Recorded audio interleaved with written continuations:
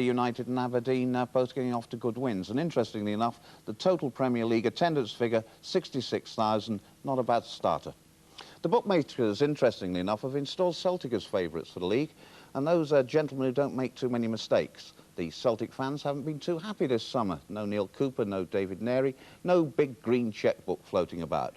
But once they've got Paul McStay back, they won't be too far away. McStay was a little quieter last season, but he's still able to score some important goals. He's had some success taking on Rugby on the inside this afternoon. There's a chance for Melrose. And the equaliser for Paul McStay. But if you do want a good bet, and Jock Wallace didn't mention them, then consider Dundee United. Any team capable of getting to a European Cup semi-final can't be bad. Manager Jim McLean's profile has been so low that you have to start looking for his head on the floorboards. But they could well come back. Paul Sturrock had a wretched season last time. David Dodds didn't have a good one either. But if Sturrock can start tapping some goals, United won't be too far away. Taylor's cross, Coyne on his own at the far post. Paul Sturrock! But what of Aberdeen? Strachan, McGee and Rugby all gone. I'll miss Rugby, that walking advert for a good bowl of porridge. Manager Alex Ferguson has always boasted about how good his fringe players are, reserves we used to call them. Men like Eric Black, for example, who, now that McGee's gone, has to be stood up and be counted. There it goes to McLeish. Headed back in for McGee. There is Eric Black.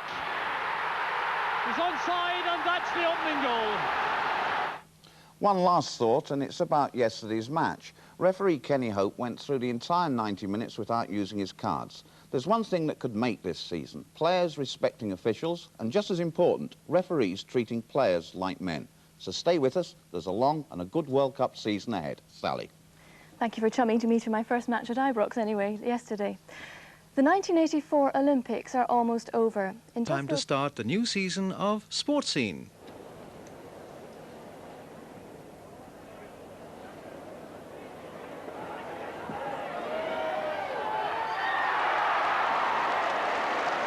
It's Bellis. Peter Bellis of New Zealand is the world singles champion. His teammates can't believe it. What a fighting, gutsy performance by this former rugby union forward. Back at home, I've got two training partners, Greg and Zenny, and can I just tell them that I've got the big G, boys, the big G.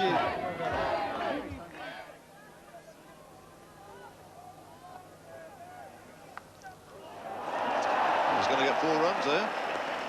And Marshall off the mark with a boundary. A one-handed boundary too. Slightly uphill. This for a 3. And he's just done it.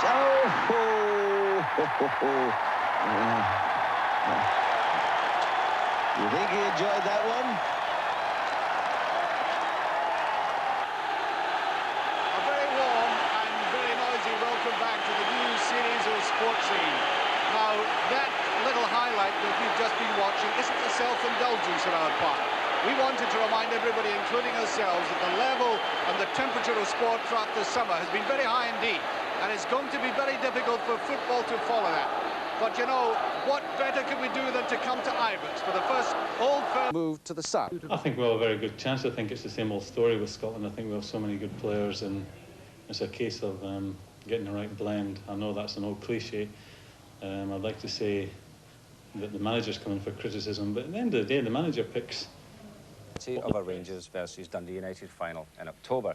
But let's salute the achievements of Little Meadowbank. They've reached their first ever major semi-final with wins over Morton, Hibs and St Johnstone. From Edinburgh, Ian Archer reports.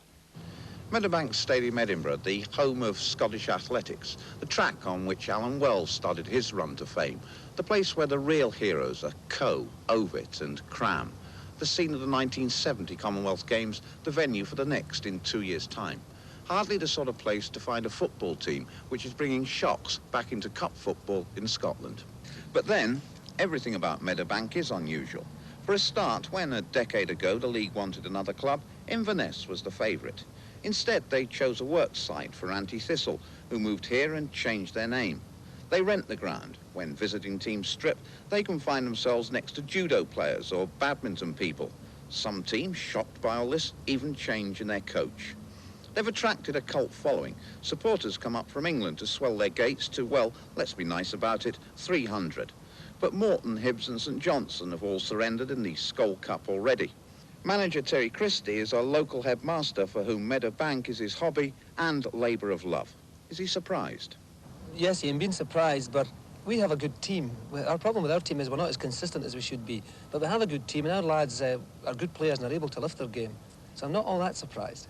Does it bother you, though? I mean, a lot of clubs didn't really want Meadowbank Thistle when they were formed. You've had a hard struggle convincing the football world that you were a proper side for the league. That's right, and we still have part of that. I'm continually asked by media men, is the secret the stadium, the athletic stadium, or, you know, sometimes I think they want to suggest we're putting something in the tea at half-time. Very few actually realise that we do have a good side. And if you look forward to the semi-final against Rangers, Meadowbank Thistle against Rangers, I mean, it is light and day. Are you nervous about that match? Not yet. I'm more nervous about Saturday playing your team, Partick Thistle. It's 3 weeks yet till we play Rangers, and we're looking forward to it, not nervous. What will it mean to the club financially? Financially, it'll be a good day for us financially. It should mean for this season our worries are over, let's hope, financially. Because, I mean, the present team, how much money does that cost you to put together? About maybe £7,000. And playing a side that's cost over £1 million? Yeah. Well, who knows, it might be a Hearts Meadowbank final. Well, finally today... She's gone in the league campaign. Only Aberdeen in the Premier League and Dunfermline in the second division have 100% records. Jock Wallace takes his unbeaten Rangers north to Pittodrie and says he's looking for a repeat of Davy Cooper's brilliant form against Yugoslavia on Wednesday night. Third top St Mirren at of Yugoslavia in the friendly at Hampden. Excited? Well, to use Alan Mullery's own analogy, I was like a pregnant woman looking at strawberries and pickles. In fact, I lost count at 2. Now, nostalgia being the theme, looking back over the years, I have to say that was the most brilliant performance I've ever seen by a Scottish team. They were absolutely outstanding. OK, they shaded off for 10% of the game and were merely superb. And somebody did point out to me it was a friendly international. Well, Alan will tell you he's played against Yugoslavs. When they walk onto a football pitch, I think you realise that the word friendly isn't in their vocabulary. And yet the night started with a hiccup when Yugoslavia scored first. The goal scored here by Vokri. With the Scottish defence looking very flat and exposed, Yugoslavia went 1 goal up. But watch the fight back with this new spirited Scottish team. The equaliser scored only 2 minutes later when Davy Cooper picked it up here and swept this very elegantly home. 1 each. And now watch this delightful 1-2 with the Scottish captain, Graham Souness, playing perhaps the best he's ever played for his team, getting right through there. May have looked offside, but it counted 2-1. Souness the scorer. And now exquisite finishing by Kenny Dalglish, playing as only he can and finishing with that deadly accuracy and making it look oh so easy. 3-1 for Scotland, virtually on the half-time whistle, and looking very good indeed. And Scotland made their intentions quite clear at the start, with Mo Johnson right through here, the goal exposed, or else that could have been 4. But the fourth, not long delayed, as Paul Sturrock, the substitute, rammed that in, emphasising Scotland's brilliant superiority. The next goal by Mo Johnson himself, well-deserved. Crossed by Bet from the left, and Johnson very sweetly down. And still more to come. The goal scored by Charlie Nicholas, who came on as a substitute, Mo Johnson's header, and there was Charlie, just flicking it ever so easily over. 6 for Scotland. Well, there you are. Now, I think Scotland are well prepared for that first World Cup game against Wales victors Iceland at Hampden Park on October the 17th. That's a marvellous occasion, a big crowd for that one. And now to Europe. It's in European opposition on Wednesday when Yugoslavia were the visitors to Hampden Park. Now, Graham Souness said last week on the programme that it was down to the players to justify their selection. Well, they certainly did that. Scotland actually got off to a very bad start, Jimmy, because this was a goal in 5 minutes and a free header there. But actually, we thought then it was going to be one of those nights. But Scotland really attacked after that. Great through ball by Dalglish. The ball is squared by Bet, and there's Cooper with his left peg sticking it in. So that levelled the score. Now, Graham Souness had a hand in almost everything that happened throughout the night. He really had a marvellous game. You'll see him bursting onto the ball here, plays a little 1-2, and just gets there before the goalkeeper to put us 2-1 in front. He doesn't score many goals, Graham, but I mean, that was a nice one. Now, coming up, a great goal by Kenny Dalglish. You'll see, I thought he got fouled there. But when the ball gets played by Cooper back in, Kenny, little nonchalant outside of the foot flick, 3-1 for Scotland. Well, Kenny was taken off just after half-time. Sturrock came on, and Souness put him through with that ball there, and he finished magnificently. I thought that was a terrific goal. Charlie Nicholas was also brought on for David Cooper, so we played like two formations. Bet with a cross, Morris Johnson with a free header. At this particular point, may I say, Yugoslavia were all over the place. There were holes everywhere in defence. Stevie Nicol, who had a smashing game across. Great header by Sturrock. And there's Charlie Boy, on the little back heel to get on the scoring sheet. So, as I say, I thought it was a terrific performance by Scotland, a very attack-minded performance. And the one thing I've been saying, and you were saying that about England, Jimmy, I felt that Scotland haven't been really attacking in their games. You know, they've been quite content to set and keep possession. But I thought the other night they really went forward, had a go, and it was smashing. Yeah, I think, as you say, and it's time that we told them that they were better players than I think they believe they are, some of them. You know, I'm very delighted for you north of the border. Well, I think everything's looking good for our World Cup kick-off. Yeah. Would you say the same for England? No, I wouldn't. I'd say that we're in a tough group. A lot tougher than what, again, than what people have us believe. We've got to play well. Oh, well, we'll talk about it when the game's It's going to come, mate. OK, well, they were in the day's top match, and no, Greavsie, it's not Hamilton Accies against Brecon City, but Aberdeen versus Rangers at Pittodrie. Both sides are unbeaten. The Dons have won 5 out of 5. Eric Black is top scorer with 6 in 4 games, including back there. And Jimmy, that's our 2 teams for the title in Scotland playing today. Yes. Aberdeen against the Jers. Yes. So that'll be a cracker. It will be. I just hope that the keeper doesn't play 1-2s like he did in that to give him a goal. Right, Aberdeen, of course, parted company with Gordon Strachan, Mark McGee and Doug Rugby in the summer. So not unnaturally, Don's manager, Alex Ferguson, is delighted with the start his new team have made. Now, as I promised earlier, your chance to win one of these Race for the Championship videos, which tell the story of the 1983-84 Canon Football League season. Hello and a very warm welcome to Sports Scene. You can probably hear the background, the chanting of the Rangers supporters, because at Pittodrie this afternoon for the Aberdeen game we have a capacity crowd, and indeed there are hundreds of Rangers supporters locked out just before kick-off. We won't only have that in the programme, of course. We'll be looking at the problems that Laurie McMenemy has had in trying to gain the first win of the season as his team, Southampton, played Norwich.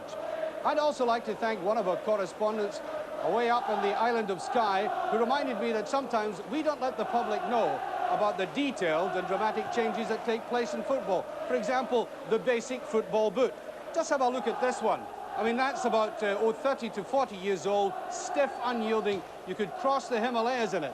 Whereas this is the modern book. I mean, just look at the difference. Wayne Sleep could wear that. It's a captain of the Rangers side, which beat Moscow Dynamo in the 1972 Cup Winners' Cup final.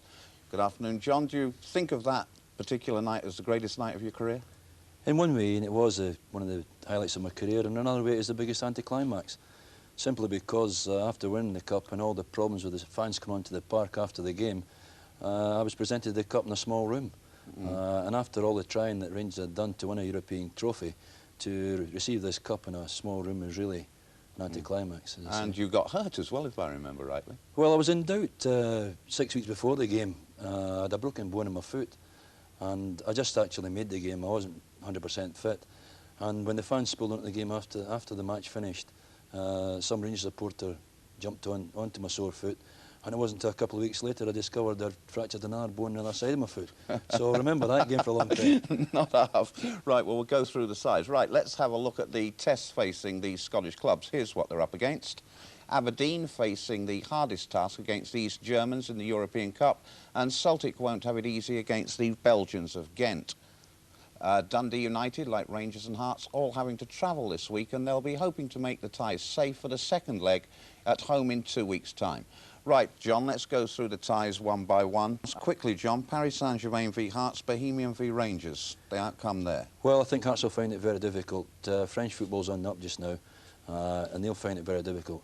Rangers, on the other hand, I'll be very disappointed and surprised if they don't come home with at least a score and draw. All their problems will come from off the park, I think. Best of luck from both of us to all of them, John. Certainly. Sally McNair. Defeats including losing to Hearts, Meadowbank Thistle, and yesterday, of course, that 3-2 beating by Dumbarton. More football. Clyde's goalkeeper Derek Atkins is out for the rest of the season. Various campaigns have expressed the hope that they will enjoy the same success achieved with the national side on Wednesday night at Hampden. See you next Wednesday.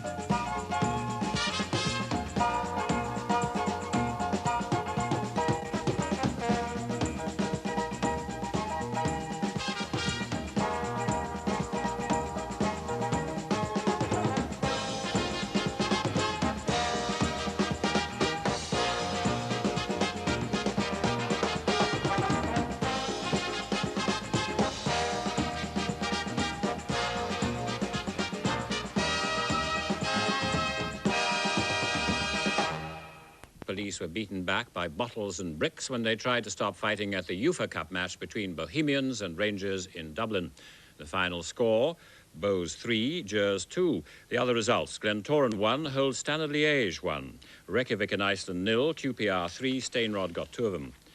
In the Canon League Division... 10 Irish police used riot gear in battles with Glasgow Rangers fans at the match with the Bohemians club in Dublin tonight. Police battened charged the crowd at one stage and many supporters were injured. Several police and press photographers were amongst the casualties and 20 arrests were reported. The match resulted in a 3-2 win for Bohemians. An air of shock with the announcement that the club have dropped John McClellan from the team to play at Ibrox tomorrow against Morton. Manager Jock Wallace said today that he believes the player is not displaying the passion required either on the park or at training and that this is affecting other players. The time has come, Mr Wallace added, for McClellan to prove himself or move. The Rangers boss also announced that Craig Patterson is to be the new captain of the club. And with the pace beginning to pick up now in the battle for league points, one of the most interesting matches in the Premier League tomorrow will be at Boghead between Dumbarton and Aberdeen. Second-place Rangers are at home to a Morton side who haven't scored a league goal since the 18th of August. Third-place Celtic... Semi-final first leg, Rangers 4, Meadowbank Thistle 0. In Rangers and Meadowbank Thistle, the classic David and Goliath Cup tie with Rangers undefeated in the Premier Division and Meadowbank struggling second bottom of the first. Was it the foregone conclusion most of us expected? Well, Alistair Alexander is just back from Ibrox. Well, 4-0 sounds an emphatic win, Dougie, but really the final scoreline flatters Rangers. Meadowbank Thistle gave a very good account of themselves until they reached their marathon wall after 65 minutes, and then Rangers took advantage of tiring legs to score a further 3 goals. After an uncertain start by the Ibrox men, Ali McCoist ended a brilliant Fraser Ferguson move with a flashing shot to put Rangers 1-up in 14 minutes. However, the Ibrox men faded right out of the game, and if Meadowbank could have finished off some skillful build-up play, Rangers could have been in trouble. But in 65 minutes, a real bit of class finishing by Ian Ferguson decided the tie. Picking up a loose ball, he hit a brilliant 25-yard shot high past McNabb. 8 minutes later, Ali McCoist headed his second and Rangers third from a McClellan cross, and 6 minutes from time, a short Cooper free kick gave Cammy Fraser a shooting chance, and his 20-yard shot was deflected onto a post before ending up in the back of the net. Rangers had Cooper and Ferguson looking real star quality, but Meadowbank nearly stole the show with their early enterprising play. Thanks, Alistair. Looks fairly clear-cut, though, for that second leg, doesn't it? A football club who only 10 years ago still operated as a works team and even now have a manager who looks on football as a part-time occupation. Ainsley Park High School in the Granton area of Edinburgh is where you'll find the Meadowbank manager during the daytime. Terry Christie's headmaster here. On Wednesday afternoon, he was looking in on the keyboard class for 14 to 15-year-old pupils. Even here, you struggle to find Meadowbank supporters. He's no teacher's pet, wearing that Liverpool scarf. 3:45, school's out for Terry Christie. His Meadowbank duties take over. Thistle still maintain close links with the Ferranti Light Engineering Company. Before joining the league 10 years ago, they were Ferranti's works team. Meadowbank Athletics Stadium's the club's home base. They won't meet Rangers here for the second leg. That game will take place at Hearts Ground. The first leg is still the one to look forward to now. People up here in Scotland are talking about cricket scores, things like that. What do you really want from the match? Well, it's the first game in a two-leg situation, so we look to get a result that will make the second match meaningful, and we'll get a nice gate in Edinburgh at Tynecastle. So we'd be happy with a one-goal defeat, and I'd be a fairly happy wee man, I would say.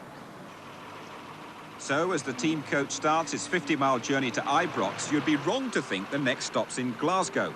For only 4 players and a handful of officials start out from Meadowbank Stadium, the rest join at a series of pickups along the way. They've all done a day's work already. What a range of jobs. Printers, teachers, firemen, even a chiropodist. And once on board, it's the usual travelling pastimes for the Meadowbank players and a chance to consider the night in prospect. How intimidating is that stadium when you go and play there for the first time against Rangers? Depends your attitude. Many players are lifted by it. It's a whole new experience in such a big crowd. 1 or 2 crumble, but I think our lads will rise to the occasion. It's fair to say, looking around on the coach tonight, there's no real sign of tension or nerves at the moment. Oh, we're just nuts. Striker Alan Lawrence is just 17, the youngster of the side. What's he expecting at Ibrox? I don't really know. I've just seen it on the television, that's it. I've never even been there to support my own team. Hib supporter. But I'm looking forward to it very much. By contrast, Arthur Duncan at 37 has a wealth of experience. The ex-Scotland man must have thought he'd paid his last visit to Ibrox. Yes, I did. So as I say, it is a great thrill to be able to go back to Ibrox and just maybe show them that we can still play a wee bit. 37 years of age now. How well are you playing at the moment? Not very well, you know, but I hope tonight I'll make it change. 6:20, the arrival in Glasgow for Meadowbank's first ever visit to Rangers, and just a tiny band of supporters have made the same journey as the players. Some last-minute words of encouragement from Terry Christie, and then on with the match. And Meadowbank started really confidently, building up a good attack through Armstrong and Smith, and McPherson happy to clear it for a corner. Well, Arthur Duncan used to play on the left wing for his country, one of the few left-footed right-backs north of the border, and that's a useful shot on target. But with just over 14 minutes gone, Rangers break away and get their first goal, and a good 1-2. Ali McCoy's clear, and a fine piece of finishing from him. But Meadowbank at this stage were playing pretty well and created a half chance for young Lawrence, but the Rangers' door snapped shut and the ball was cleared. Of course, Meadowbank relying on keeper Dougie McNagg to keep them in the game, and watch for a really brave save from him coming up when McCoy gets clear. Looked like number 2, but the goalkeeper off his line very well indeed. So 1-0 at half-time, and Meadowbank quite happy with things, and they frustrated Rangers until midway through the second half, when Ian Ferguson, the former Dundee man, scored a goal quite out of character with the Rangers' performance. A fine effort, that one. And I thought it deflated Meadowbank, who were also getting a bit tired and a bit ragged as well. Duncan clears off the line here, but the danger isn't over yet. And when the Northern Ireland international McClellan crosses it, McCoist gets highest for his second, and number 3 to Rangers. And when things go against you, you get no luck as well. From this free kick, Cooper, with a little touch to the acting skipper Fraser, all sorts of deflections, 4-0 the final score. But still plenty of smiles in a steamy Meadowbank dressing room. Captain Jim Stewart deservedly named man of the match. He played with a bad Achilles tendon injury. And a bonus night for Meadowbank Thistle. Well, we'll really, I think, establish the credibility of the club. Meadowbank is such a new team, and in some quarters we've been thought of a joke team, but now we've been to the semi-final of one of the national trophies, so I think, without any shadow of doubt, we have established the credibility of the club. What about yourself? If one of the big clubs say, well, we need a new manager, would you pack up teaching and do it? I think not. Not after tonight, anyway. Well, one job that is available in Edinburgh, and that is Hibs, and seemingly they've contacted Manchester City chairman Peter Swales about manager Billy McNeil. But Peter says we will fight tooth and nail to keep him at Main Road. Well, I don't think we've heard the last of that one, that's for sure. We're featuring today, we go to Ibrox. Both Rangers and Dundee United looking for a good performance before the midweek pressures of European football. United remembering also, of course, that in 6 meetings between the two clubs last season, they didn't manage a victory. At Ibrox, Rangers still challenging Aberdeen at the top of the Premier League. But the football and the rugby seasons have started off with their usual amount of controversy about discipline.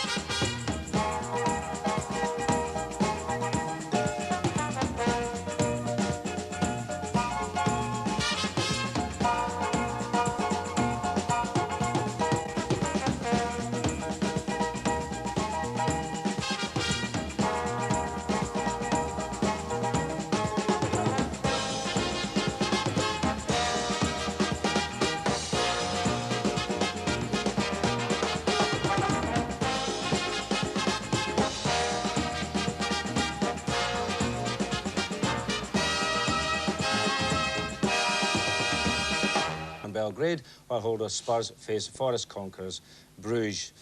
So some tough ties there, Jim. It is a bit tough, Ian, isn't it? You look at them.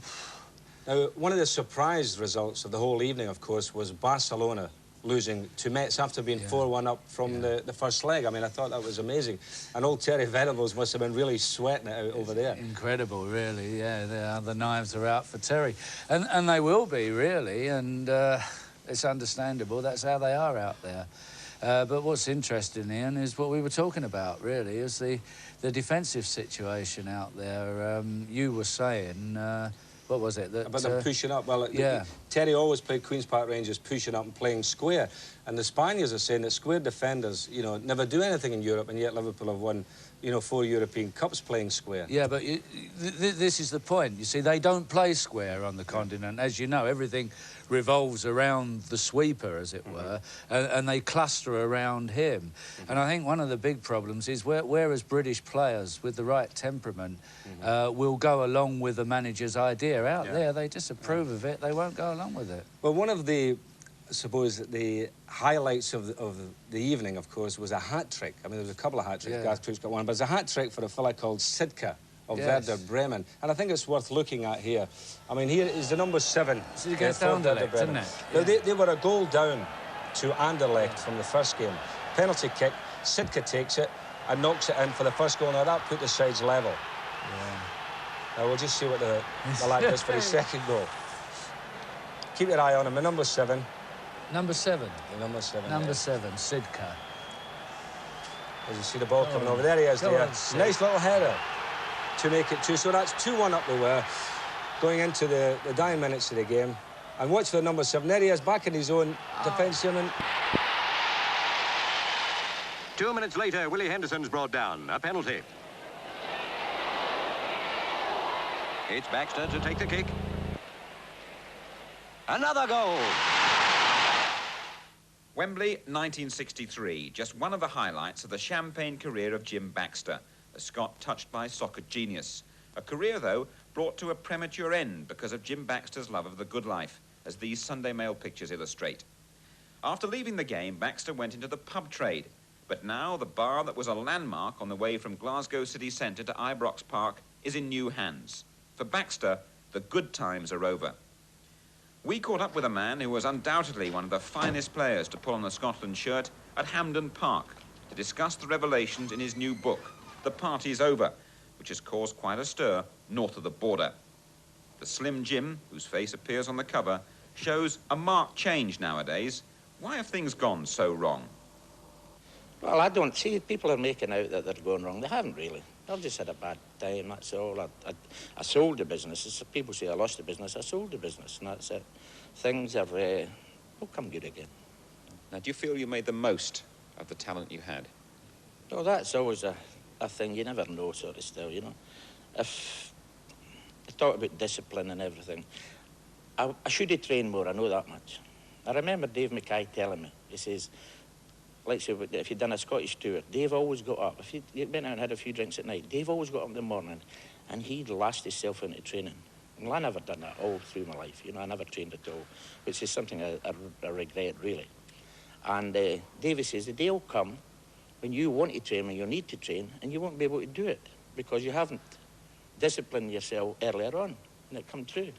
Hampden Park provides many great memories for Baxter, but his greatest hour, that must have been at Wembley in 1967, when Scotland, inspired by Jim Baxter, became the first side to beat the world champions, England.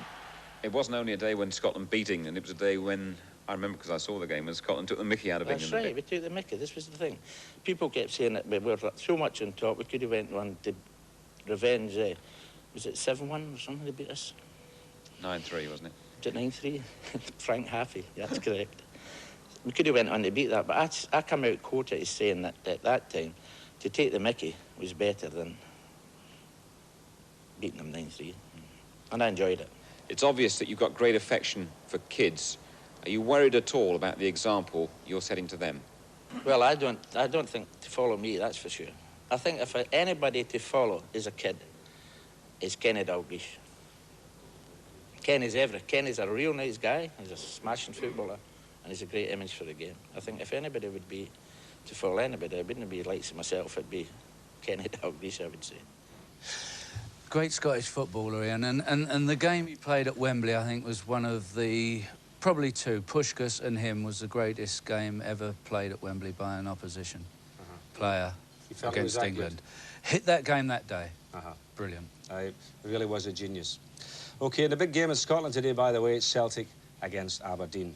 Tynecastle Hearts no fewer than 11 points behind unbeaten Rangers, but encouraged nevertheless by their 2-2 draw with Paris Saint-Germain in the UEFA Cup on Wednesday night, to think perhaps that a change in fortune... Off to Paul McStay, and a great goal from McStay. Sheer genius from the Celtic midfield player, and Scotland go 2 in front. Willie Miller has Nicol ahead. Beck leaves it for Johnston. Swinson is back. There is Willie Miller, and there's the header! And it's Charlie Nicholas! Well, I'm delighted to say to you, Jim, that Scotland performed exceedingly well. It was a follow-up to the game that we had against Yugoslavia. A terrific attack in football and a smashing win. 52,000 people there, everybody delighted. Now, I was saying that I thought good, Ian, yeah. Mark Hateley might have had a hat-trick, but Paul McStay, who scored 2, almost had a hat-trick as well. You'll see a shot coming up here. This was in the second half, and he had a smashing game, young McStay. He had 2 or 3 other efforts that, you know, the goalkeeper saved from. This one, again, from about 25 yards. Right foot shot, really smacked it in. Woof, back off the crossbar. Yeah. So 3 lucky goals, really. So. It was a smashing performance. You tried to say they were lucky goals. It's always nice to see a team win a local derby. Right, OK. So while England and Scotland have both started in confident fashion, Wales ran into more trouble this week when they took on European Championship finalist Spain in Seville. The Welsh hopes of survival against the beaten European finalists are in jeopardy as early as the 8th minute. Rincon, playing on his home ground, races away from Kenny Jackett to steer his shot comfortably past Neville Southall. Carrasco, with a delightful curling free kick, scores a second for Spain 8 minutes from the end, ending a defiant defensive display by Wales, and the admirable Southall in particular. And then in the dying seconds, the tireless Gordillo releases their young striker Butcher Gueno, and watch here how coolly he beats Southall for goal number 3, leaving Wales in despair. Also disappointment for the Republic of Ireland in Group 6, beaten 1-0 by Norway in the red. The goal in the 43rd minute from that experienced striker, Paul Jacobson. The ball looping in off Seamus McDonough, a goal that the Republic just couldn't pull back. So defeat for the Republic, and Group 6 is slowly taking shape, but has a bit of a topsy-turvy look to it, with favourites Russia at the bottom. Era's next game is on November 14th, away to Denmark, who themselves were beaten this week by Switzerland. A match of many squandered opportunities in Bern is finally settled by a single goal 3 minutes from half-time. A poor defensive header allowing Barbaris the chance to set up Switzerland's second win in the group, and one of the surprise results of the night. A crowd of 52,000 in Rotterdam saw the Italian-based forward Wim Kieft head Holland into a 19th-minute lead against Hungary. but it was to be Holland's only bright moment on a depressing night for the Dutch. This was Holland's opening game in Group 5, but they held their lead for just 6 minutes. Some hesitant defending here, but De Tari doesn't wait. It's past Hans van Breukelen, and it's 1-1. Hungary's control grew in the second half, and in the 66th minute, Esterhazy with great composure prodding in the winner, and now Hungary have played 1-2 in Group 5.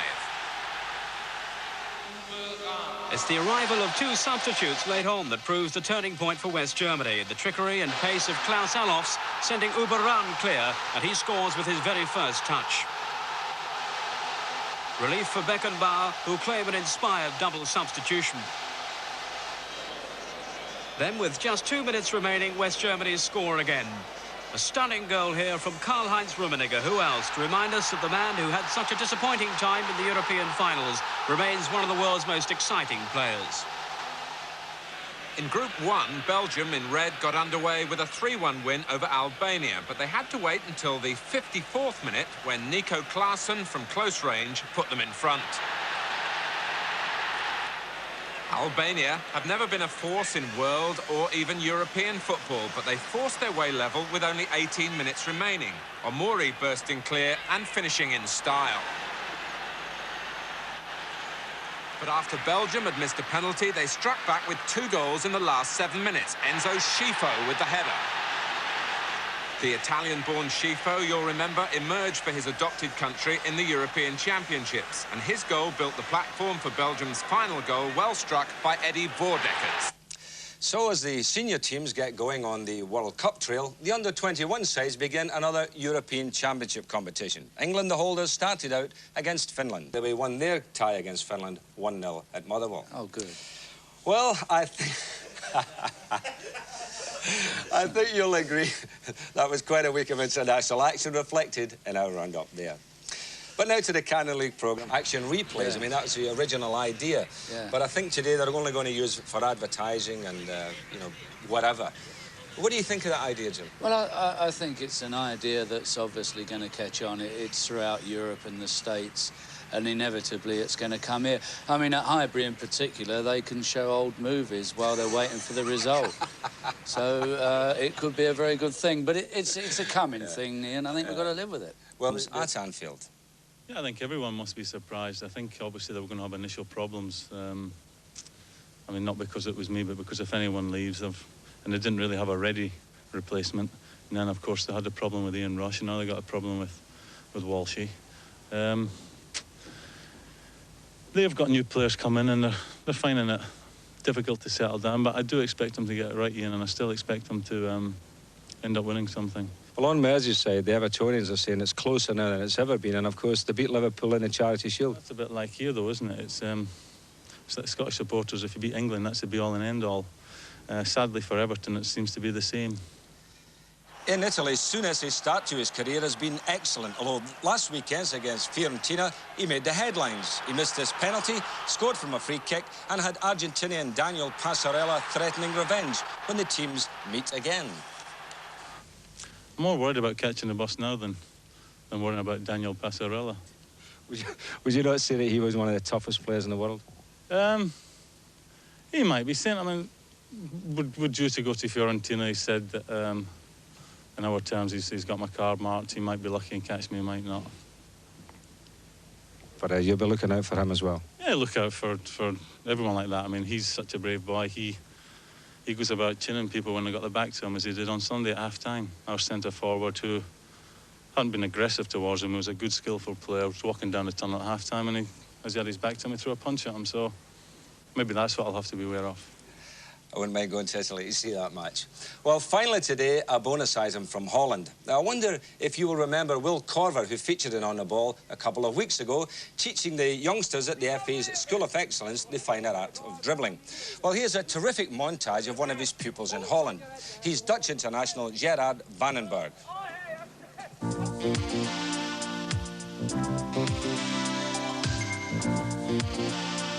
La la la la la la la. La la la la la la la. You're the man of the hour. one and one for all. It's in fact Archie McPherson. Morning, Bob. Morning, Charles. They may have changed your style, but that Scottish accent still remains unimpaired. Hang on to it like grim death. I wonder, Charlie, if you had a celebration when you heard that Rangers had won the Cup last week. And it was, in fact, Sunday football in Scotland, which did produce the first domestic trophy of the season, as Bob said. It was an awful day weather-wise, but it produced a good crowd, a good winning goal, and another stage of the development of Rangers under Jock Wallace.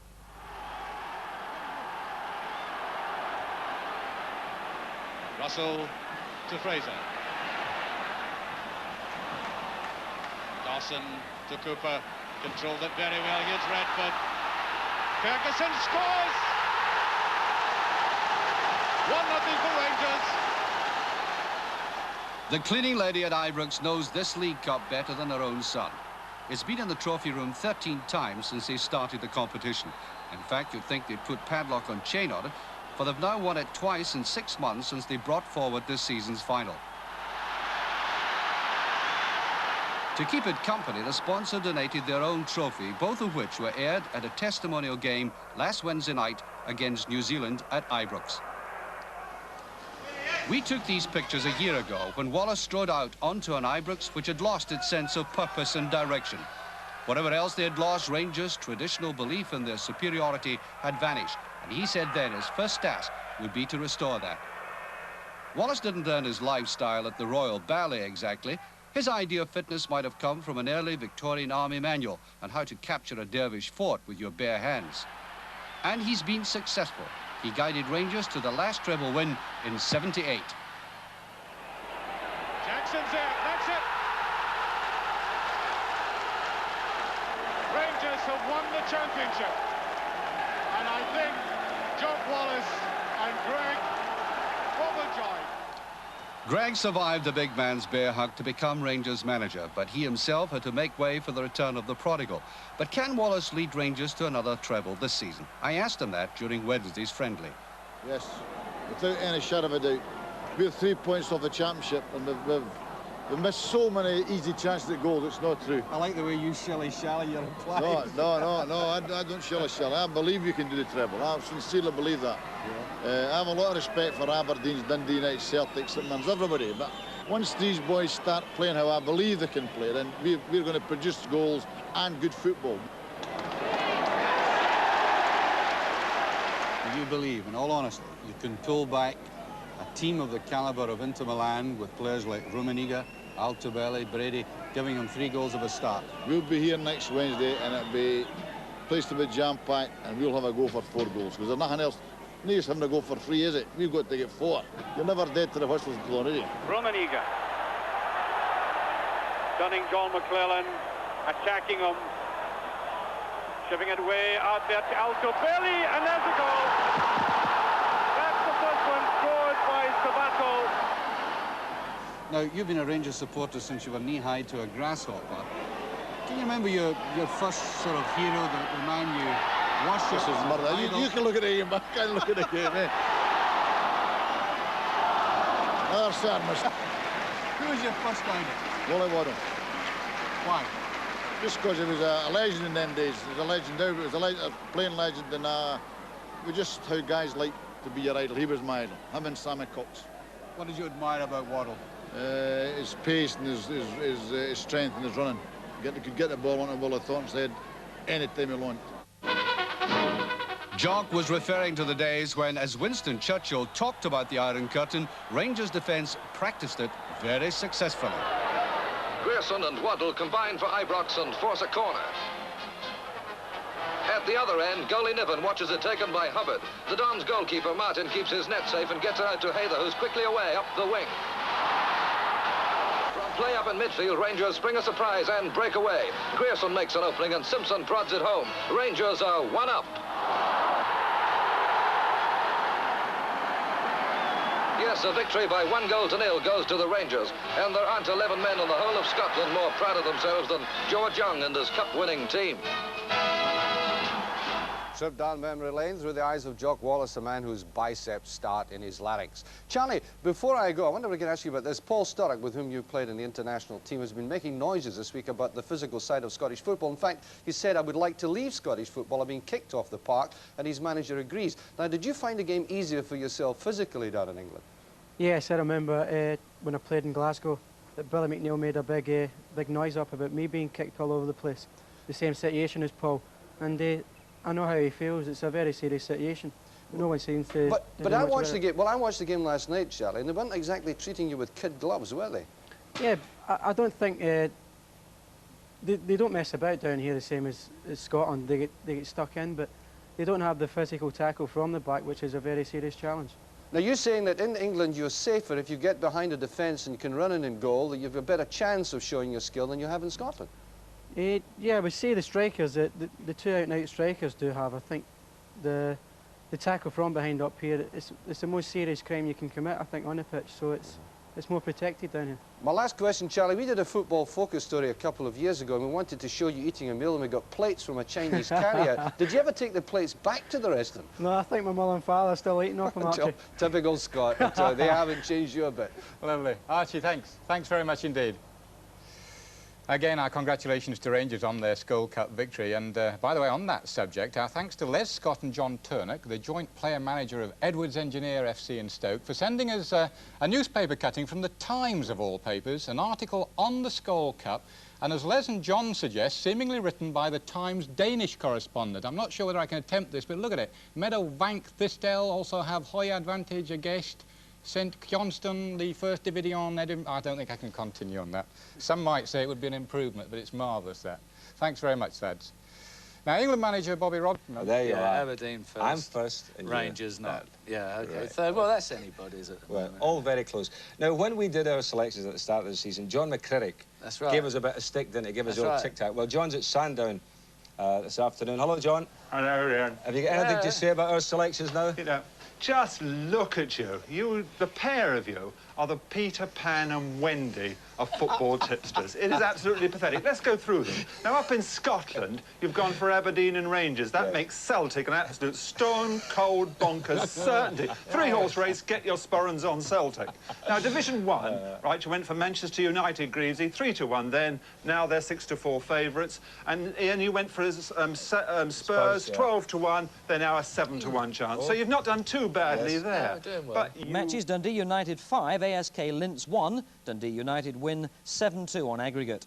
But Manchester United needed an extra time penalty from Gordon Strachan to beat PSV Eindhoven 1-0 in their tie. Partizan Belgrade 4, Queen's Park Rangers 0. So that 6-2 victory for Queen's Park Rangers in the first leg wasn't enough. They've gone out in that tie as a result of Partizan's 2 away goals here a fortnight ago. Rangers 3, Inter Milan 1, a good win on the night for Rangers, but they go out, beaten by the Italians 4-3 on aggregate. And Tottenham 3, Bruges 0, Tottenham win the tie 4-2 on aggregate. Rangers are out of Europe. But the result was a lot better than even most Rangers fans expected. We'll go for the jugular, said Jock Wallace, and so they did. Davy Mitchell giving them the lead only after 5 minutes. Alexandro Altobelli rather killed the tie 10 minutes later with a goal for Inter, and that left Rangers needing 5. Well, they got 2 of them, both from Ian Ferguson, and all that with a side missing Davy Cooper and Robert Russell. And that match, probably the last that Irish internationalist John McClellan will play for Rangers. He flies to London tomorrow morning, and a £275,000 transfer to Watford looks on the cards. Sports scene tonight, we're in the capital city, Edinburgh, and the lights of Old Reekie are away in the background. We came through this afternoon to see a very important game, Hibs against Rangers. That's a showpiece of sports scene. And a game from the south in England, Nottingham Forest against Tottenham Hotspur, and we'll have a look at the goals between Blackburn Rovers and Brighton in midfield. As I said at half-time, almost like a cup tie, but then that's a traditional Hibs-Rangers match. I think Hibs really ought to have got more out of the game than simply a draw. And it's interesting to recollect that Hibs haven't beaten Rangers at Easter Road since December 1979, when they were led to a 2-1 victory by none other than George Best. That's a long time ago. And the man with me now, one of the players. At 2:30, we have amateur international boxing is the one that Scotland will apply to Spain on Wednesday. And the good news from Jock Stein is that at the moment there are no international call-offs. It looks pretty good. So good luck to Jock, to Alec Ferguson and all the men next Wednesday. We'll be back, of course, next Saturday. From all of us here, goodbye. Dalglish should also equal the Scottish goal-scoring record. That stood at 30 goals by Dennis Law. And Kenny, with a marvellous shot which helped Scotland to an outstanding 3-1 victory over Spain, drew level with Dennis. Here, just a little tribute to Kenny's latest achievement, starting with his first international goal. Peter Lorimer with it. It's a good one, and the goalkeeper misplays. Kahuna to back. And it's there. Kenny Dalglish. Oh, well played. Johnston again. Rioch is coming in. It went on to Dalglish. Dalglish again, and it's there. Martin Buchan.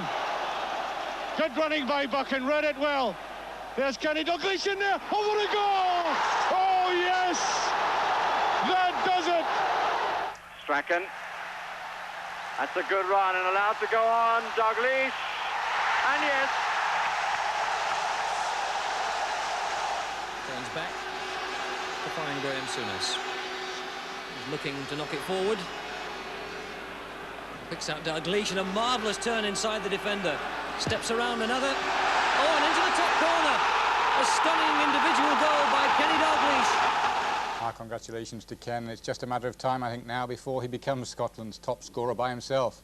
Great to see the Scots on top of Group 7 with maximum points, and nice to see Wales with 2 points to their credit now. Wales 2-1 winners over Iceland on Wednesday. Quality from Kenny Dalglish matched Dennis Law's record of 30 and capped Scotland's super performance against Spain. And it'll be Dalglish with the corner. Here's McLeish at the near post. Battling for position. O'Connor away, hit the goal, and it's there, Johnson. Johnson has scored. And here's Ben. Did well to ride the tackle from Toby. Johnston! Oh, yes. Maurice Johnston's second of the game. Vio fouled, and it'll be Camacho with the free kick. Seda and Couture, the two central defenders, both come forward. Called in well. Oh, Leighton's lost it. And it's gone in from Couture. Here's Dalglish. Still Dalglish.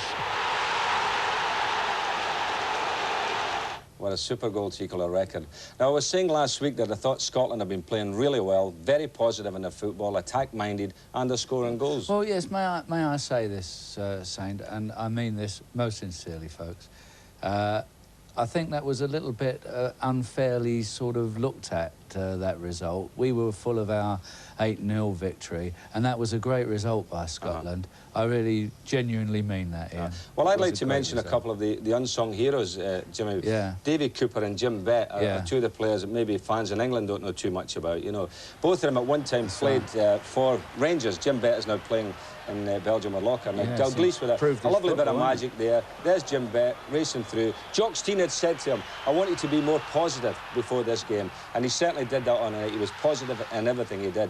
Now, Davy Cooper, as you know, Jimmy, he's an out-and-out winger, loves to get the ball played to his feet, and he gave the fullback a real hard time.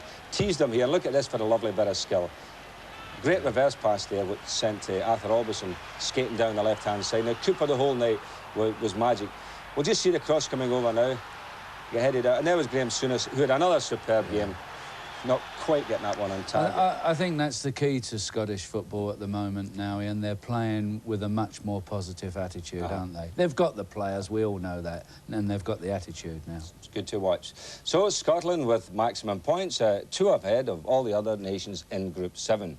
Well, Wales got off the mark with their first win against Iceland. Revenge for a 1-0 defeat in Reykjavik. Skren. And Robert Pritz converting the penalty with 26 minutes played. Pritz quickly adjusting from reserve team football in Scotland to the international arena. In the next minute, though, a penalty to Portugal, awarded against Glenn Hussein. But goalkeeper Thomas Ravelli makes a splendid save from Jordao, thanks to inside information from Sweden's Glenn Stromberg, who used to play in Portugal. Fritz, with a clever free kick, then sent Sweden in front with his second goal. And Portugal now in some disarray. A careless pass from Diamantino, Torbjorn Nielsen punishes the mistake, 3-1 to Sweden, who'd lost at home to Portugal in September. That at Ibrox, where Rangers were defending their unbeaten home Premier League record. Final score 1-1 and Hearts' first away draw in the Premier League this season. Well, on Friday... Manager Jock Wallace isn't turning a blind eye to the gestures Cammy Fraser's alleged to have made to supporters today. Jock said this afternoon that he would be disciplining the player, but just what form that would take would be a private matter between the club and the player. Fraser, who was bought from Dundee for £165,000 in the closed season, had been taking a fair bit of barracking until he scored, and it was then that he made a two-finger gesture to the crowd. West Germany scraped a 3-2 win over Malta in a World Cup qualifier in Valletta today, and just one... Welcome to Sports Scene, a rather shortened version tonight, only 30 minutes. But that was during a blizzard in Dundee. Well, Bob, really all I wanted to do was come out and inspect the pitch and look what's happened. I mean, advanced state of hypothermia, and I hope I do get some appreciation from you and your editor for doing this entire piece without moving my lips. What did you call it, Tannadice Park? It looks more like Gorky Park than Tannadice Park. Lots at stake then, apart from local pride, which certainly brought the best out of the two sides in last season's corresponding game.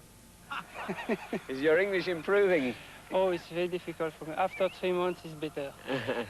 Well, très bien, Didier. And bonne chance à Everton aujourd'hui. Au revoir. What do you think of that, Bob? Yeah. What did he think about it? I thought it was great. You're Jimmy, aren't you? That's right. Can I have your autograph? Why not? You won, mate, all the way. Hasn't been to the game all season, eh? It's one of football's famous grounds, Ewood Park, Bob, isn't it? It's steeped in tradition, and I just wonder what sort of atmosphere you're expecting for the Southampton game. What is it they say about football being a funny game? Even a man who's read over 60,000 results can find himself on new ground.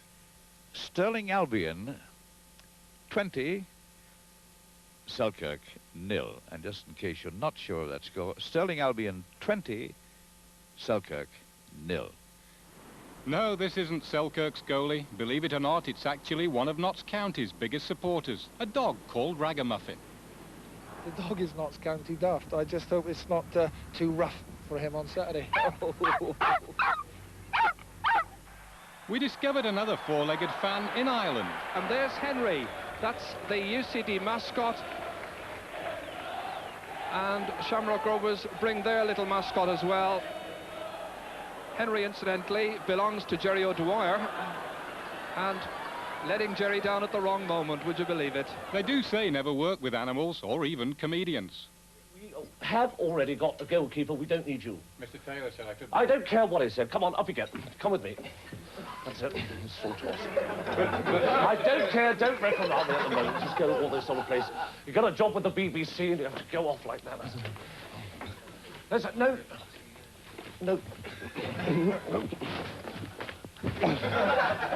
Sorry about that. I missed. Have you got a long head or something?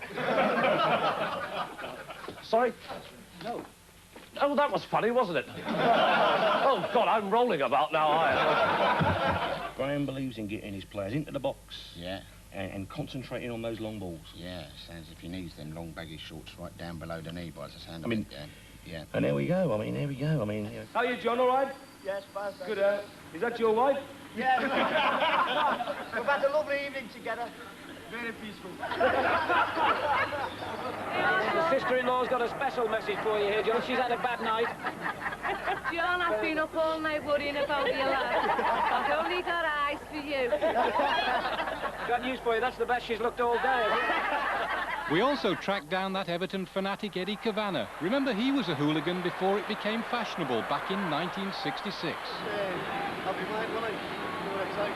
You had a drink or two, you mean? Loads.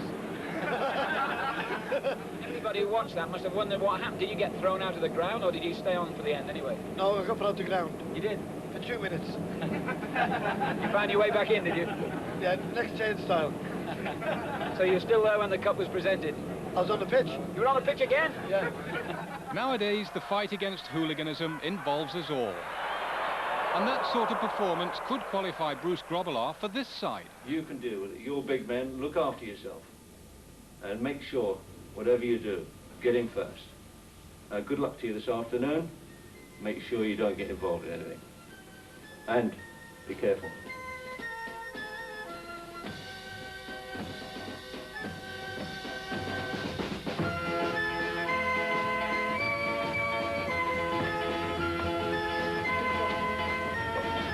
The Metropolitan Police team preparing to do battle in the FA Cup against another non-leaguer, Dartford.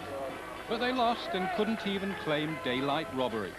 Unlike Loughran of Belgium, who had some justification in feeling aggrieved at the goals scored against them by a referee whose positional play resembled that of Ian Rush.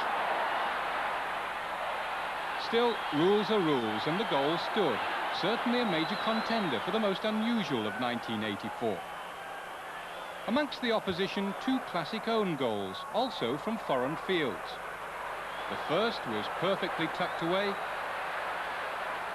As for the second, well, why spoil a really smashing move?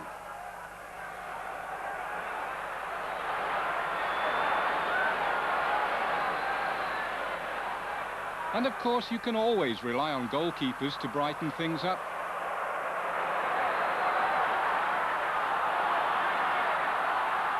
No, I didn't coach him, nor the keeper, who apparently blamed a worm for the moment he'll never be allowed to forget.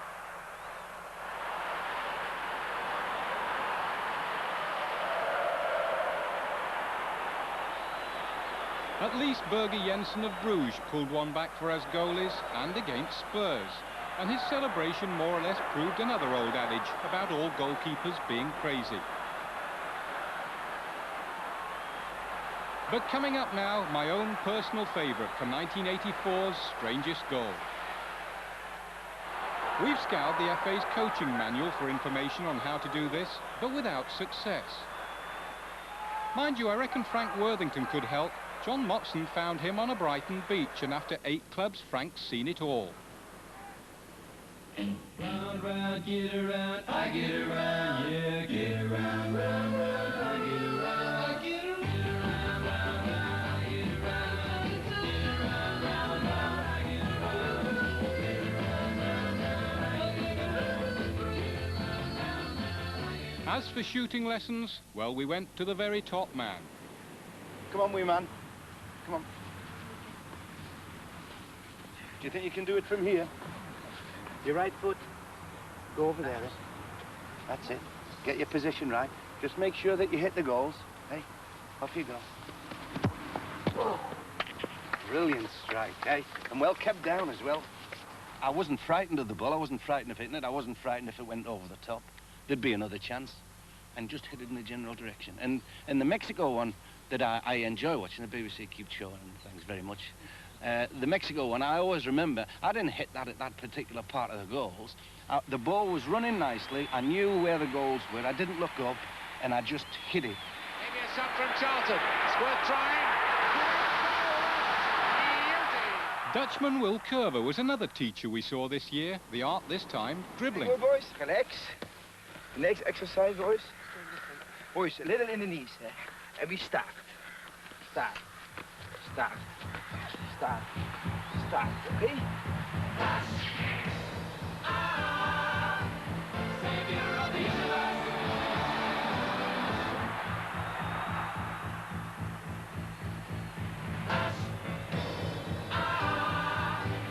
He's saved every one of us.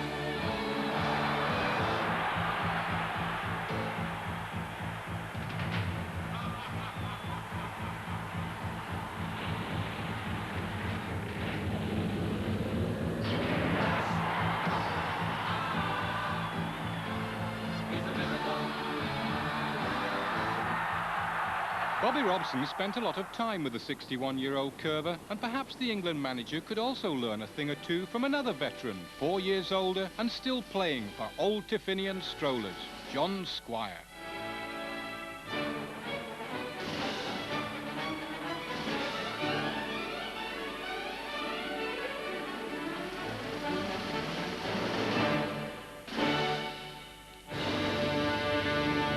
Bobby Roy Robson also helped to celebrate the anniversary of a player who never grows old.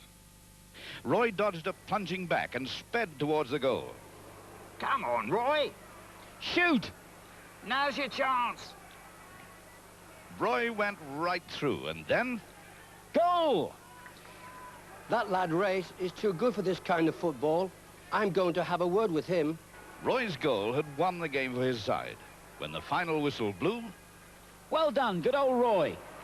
Just a minute, lad. Can I have a word with you? He's the hat-trick specialist, isn't he? You know, he wins matches. I mean, I think he could get in our team at the moment. But things are looking up, and the job's suddenly more attractive. I took the job because I wanted to take it. Any person with ambition and hope would take it anyway. It's a great job. If I can get it right, it's utopia. Now, we've got to get it right. I need some assistance, but we know how to do it. And, of course, one or two other famous faces entertained us this year as well. Well, there was, of course, some very soft players when you look at Bigger on Yates, you know. And, Gentle, you know, even, you know, he used to kick me going out to the game, which wasn't too bad. I expected that. Obviously, he kicked me during the game. But when he used to kick me coming back up the tunnel... I've been accused of being a radical all my life. You're not going to get me into trouble again, are you? Because I've mellowed now. I like hell I have. I've been the manager of Man United. I had 5 or 6 great years there. And as far as I'm concerned, I'm still the manager of Manchester United. Because when I go back there now, I'm more popular in Ron Atkinson will ever be. He phoned me last week and he reversed the charges. I mean, that is typical Tommy Dock. And the first thing he said, now, honestly, and I knew he was telling a lie. I've survived in Football League management as long as I have because I'm good at management. And I like where I work, and I hope it goes on for a few years. I suspect the whole of the football world will as well, Brian. Thanks Robert, very much. Nice to see you. Get off home. Well, you've got to obey that man. I got the tip from Barrymore. Come on. Out. Off. Off. Out. Right.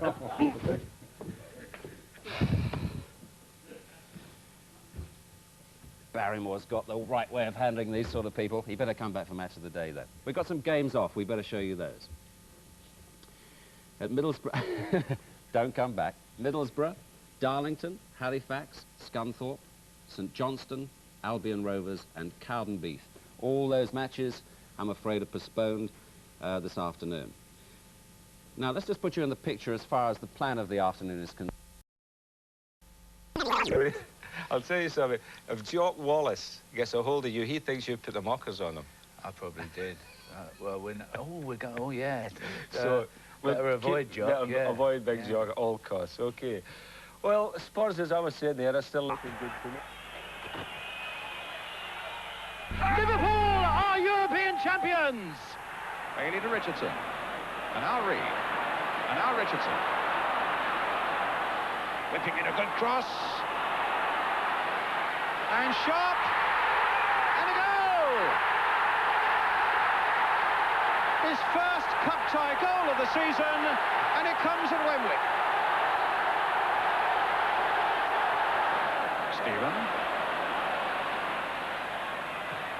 Whipping in quite a good cross there. Oh, Andy Gray, and he's given. Morton Olsen. He's the man that could be so dangerous, making the extra man. And they scored! Chiliatinsky! Will they get it home? Falco! And he might come through Ardiles! Oh, he's hit the crossbar! Oh, my word! Almost the storybook return there for Ardiles, and he's hit the crossbar. Roberts! He's done it! 1-1!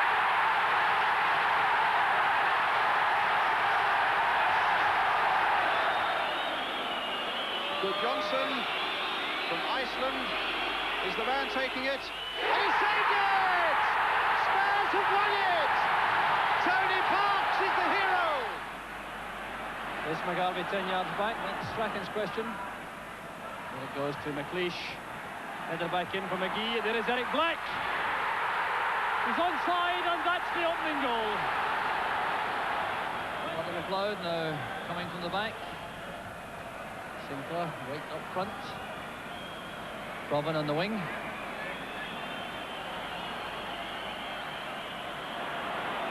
He's had some success taking on Rugby on the inside this afternoon. There's a chance for Melrose. And the equaliser for Paul McStay. Bell. And he hits the post. Bonner completely beaten. A flighted ball for Black. The shot goes in from Mark McGee, and Aberdeen are in front. One thing about those games, Jim, they're all nerve-tingling finals, weren't they? Yeah, smashing year, wasn't it? I don't know how Bruce Grobler could have stayed so cool and gag it up in that Actually, final. I credit Bruce a lot for that incident, because I think he put Graziani off, you know. Yeah. I mean, he was so calm. I think he really upset the other fella by playing about like he did. I'll give him a lot of credit. Right. Now, one of the things that I enjoyed in the summer was the European Championships, where France really, I felt, gave us football that we all want to see, at least you and I want to see anyway. That is lovely football and winning football as well. Yeah, they did indeed, Ian. And I think Platini, in particular, was an outstanding player, wasn't he? Well, as, you know, he was the captain. He led by example. I mean, he really had a fantastic he did. time. But they were a great side. There was no doubt about that this summer. Well, Michel Platini was surely the star performer of 1984. And just this week, he was named European Footballer of the Year for the second successive year. And no wonder when you can score goals like these. And sets a new record. And Arcanada, worried, of course, that it will go over the wall. And it's gone in! Platini! Well, I think he might have been a wee bit lucky with that one, Jimmy, but the thing about Platini is he scores goals from free kicks, headers, shots, you know, I mean, he can do the whole lot. I agree with you, Ian. I think he is the best player in the world at the moment. Would you agree with that? I would think so, yeah.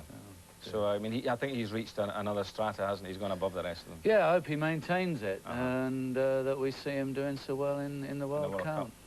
Now, OK, we're talking about great goals and a great player, but I've got some own goals coming up. Yeah. And as a great goal scorer yourself, could you actually talk us through these, you know, the techniques involved in scoring these goals? The techniques in scoring some of these goals, Ian, yes, it's very difficult. David Barnes here for Wolves, and you can see how superb